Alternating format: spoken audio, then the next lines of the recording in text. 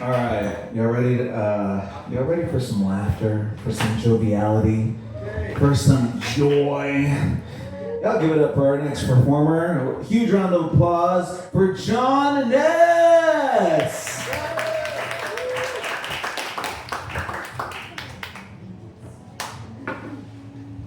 So I want to start by leading everyone in the official stand-up comic audience's pledge. You didn't know there was an official pledge, did you? No. Neither did I until I made it up. But it's very easy. I'll walk you through it. Everyone raise your right hand. Come on, get them up. Now repeat after me. I will not be easily manipulated. Liars.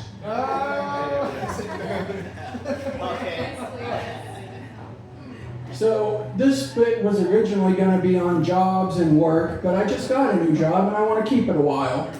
So this is now on relationships and adulting. And no one from my work is here, but I am on YouTube at John Ness Comedy, shameless plug. And if you're watching this on YouTube, hi, how are you? I just broke the fourth wall. I'm the Deadpool of comedy. I've been married for about 12 years now, and I'm glad I got married when I did, because I see a lot of posts on social media, people saying that everyone should be single forever, or people not even trying to date. And it means that adults exist in basically one of two states: happily in a long-term relationship, or willing to let humanity die. And I think it's because standards have really changed. It used to be, I just want someone who gets me and loves me and whom I can love. And it wouldn't hurt if they were really hot. But then the internet got involved. Now, if you were a shy guy like I was, the internet was your friend, because women were both the prize and the enemy. But in real life, I tried to be friends first, and that's a mistake.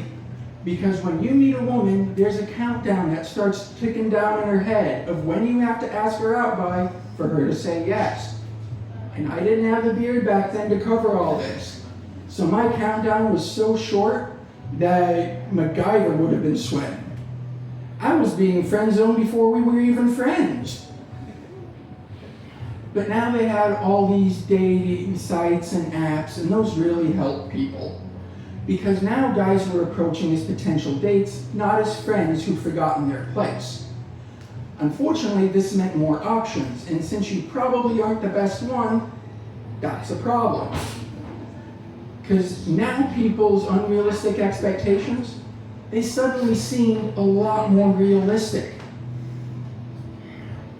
When I was growing up, excuse me. When I was growing up,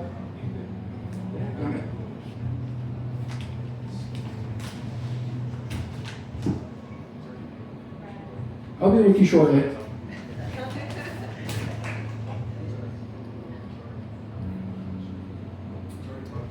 Oh, yeah, that was right. Look at that. Anyway, when I was growing up, we used to have limited options. Probably someone in high school, maybe at church. And I grew up in a small farming town in northern Illinois, which means we didn't have so much of a dating pool as a dating puddle. You couldn't afford to hold out for someone who was smart, fun, funny, honest, treated you well, sexy. You had to pick your top two, call it a day. And because you weren't expecting much, you were fine not getting it.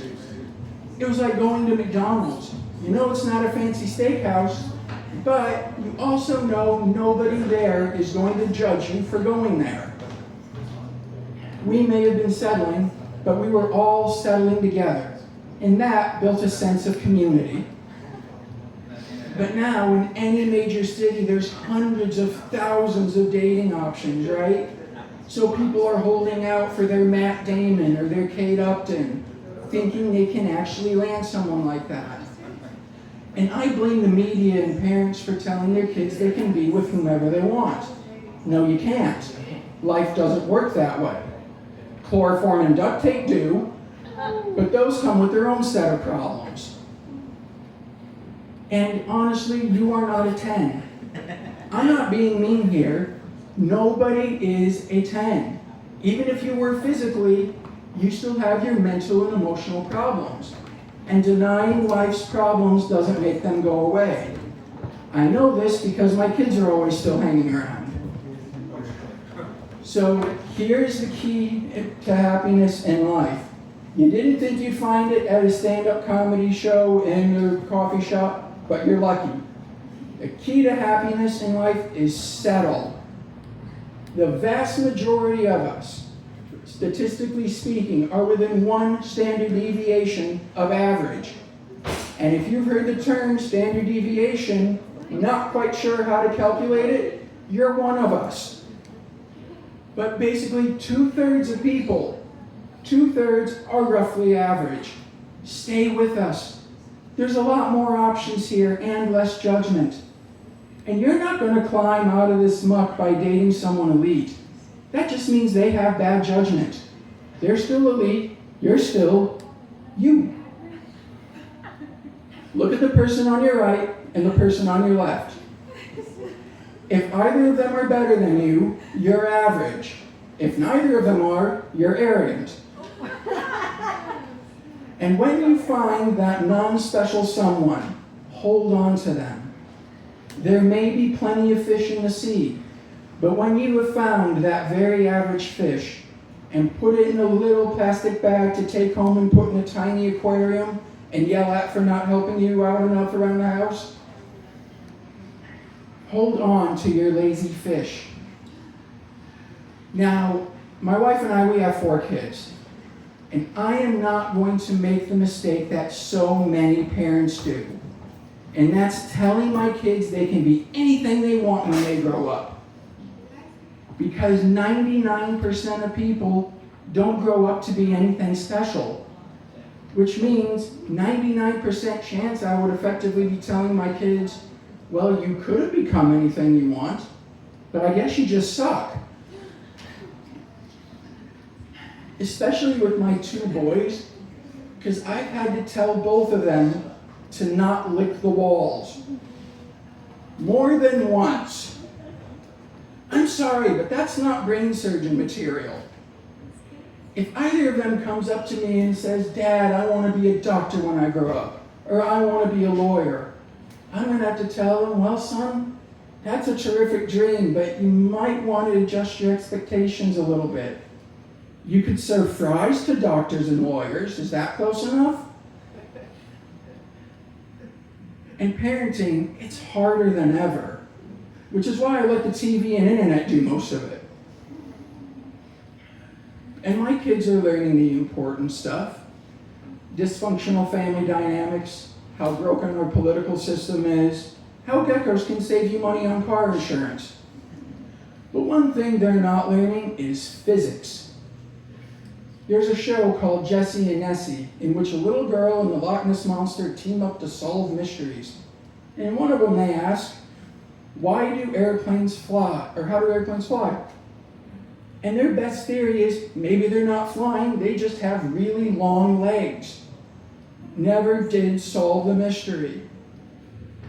Another one is called Bubble Guppies, which is about fish who have umbrellas for when it rains and get caught in trees and can't get out, and have hair, fish with hair, that gets all poofy in the rain. I used to wonder how flat earthers could be a thing. Now I know. It's people who watch shows like this and thought, I can be a scientist too. And kids have too many options today. There's an underlying theme here, and that's that options are the problem. It's why rock, paper, scissors is such an enduring classic. Just enough options to make it work. If it was invented today, there'd be 8,300 options, millions of Facebook posts arguing about them, and thousands of influencers trying to tell you which option makes you the coolest. Options suck. Now, back to kids, who sometimes also suck, so there's a nice little segue. In my hometown, we didn't have many options. Boys could play baseball, basketball, or soccer. Girls could do basketball, volleyball, or cheerleading. We didn't have a glee club or a debate team or a chess club. What gave the jocks glee was kicking would-be members of the debate team right in the rooks. But now, there are dozens of teams and probably 70 clubs. And if you haven't taught your kids to settle, they might want to do all of them. So if you're not a Mormon with 6 wives, you can't keep up. That's your punishment for telling your kids to follow their dreams. And if you're a Mormon with 6 wives, your punishment is having 6 women who remember every last thing you've ever done wrong. Now, all of these activities, of course, cost money, which most of us don't have anymore, which can lead to fighting, which can lead to make-up sex, but it's probably on a mattress that's old and sags a little in the middle. Sort of like some of you. And speaking of fighting, a lot of women complain their guy doesn't help out enough around the house. Remember, ladies, opposites attract. If you hadn't been so neat, you'd have married someone less messy. This one is on you. Besides, the more often we upset you, the better our chances of having make-up sex. It's a numbers game for us. Now, people think I get up here because I enjoy making people laugh. No, that's not really it. I'm a low-level sociopath, and this lets me talk about it. Some people are alarmed by the word sociopath because they think it means the same as psychopath. No, there's a big difference. See, a sociopath will think, ugh, there's too many people. A psychopath will think the same thing, but then add, let's do something about that. See, psychopaths are go-getters. Sociopaths just want to complain and watch society implode. We all have our hobbies. Have you ever listened to someone tell you something bad that's happened to them and you ask questions for details? Not to be a good friend, but so you can make fun of them to someone else later, say on stage at a coffee shop? Because just a couple days ago, my wife sliced her finger open, and I asked how it happened. She said she was using her new mandolin slicer, but didn't use the top part. You know, that part's specifically designed so you don't slice your fingers open. And I said, well, I guess we learned a valuable lesson today. She said, yeah, but I'm an idiot. Oh, honey, no. I said learned. I knew that one. A few years ago, her brother needed stitches, and a nicer me would have said, oh man, that sucks, and moved on. But I asked for details. Turns out he'd gone ice skating, fell, and landed butt first on his skate. 4 stitches right in the butt from ice skating. That's funny. Always ask for the details. Now, some of you may wonder why, if I don't particularly enjoy being around people, that I'm up here and not just vlogging. Well, up here, I get to talk. And I don't mind that so much, because I usually agree with most of the stuff I have to say. It's when other people talk that the problems usually start. I think I may have just connected with some of you. By not liking people, you can probably guess I'm an introvert. And that makes me very socially awkward. Bye.